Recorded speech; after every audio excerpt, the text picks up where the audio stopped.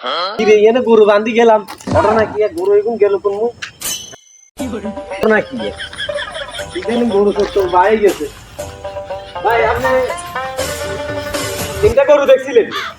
আরে ভাই এনতে দেখছিলাম এনতে তো মফিজ নিয়ে আমরা গরু তিনটে ধরে লই দেখছি যা মফিজ নিয়ে এনে খেটটা যা আছে সব খেলেছে এনে আমরা হেমিয়ানের ফসল ফলা দিকে হাত দেখছি হেমিয়া গুলো টান লই দেখছি এদিকে নিয়ে লই গেছে এনে দেখছি মফিজ নিয়ে এনে গরু তিনটে লই গেছে তুমি কার হাতে ইন কেমন নি হ্যাঁ আর এই আরে ভাই যে তো বেজাল বাড়া করিয়া বাজাইছে হেমিয়ার এনে ফসল ফলা দিকে খেলা দেখছি গরু তিনটে লই গেছে আর দেখছি হেমি যা এরি এত তো লোক বাড়ানো তাই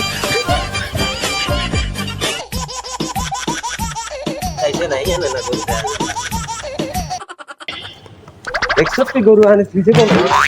এনে গাছ নাই কিছু না গরু কতক্ষণ উপায়ে মরে যেতে যাবে কি আবুল নিয়ে ঘটনা কি আপনি আর গরু এনে কেউ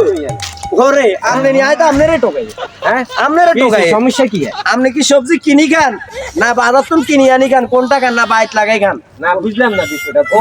বুঝবার লাই তো আপনারা কইছি আপনি কিনি খান নি না লাগাই খান এত কষ্ট করে ক্ষেত লাগাইছি এত সুন্দর করে ছয় গাছের মুয়া দিছি এত সুন্দর করে মনে করেন যে আপনার হল কৃষ্টি করছি ডুল্লা করছি মুলা করছি আপনার গরু সব সাফা করিয়ে লাইছি তাই তো আপনারা টোকাই কারণ আপনি তো কিনি খান না আপনি যদি লাগাই খাইতেন তো বুঝতেন লাগানির কষ্ট কি জিনিস আপনি গরু এগো সাহায্য দিচ্ছেন কোন আশায়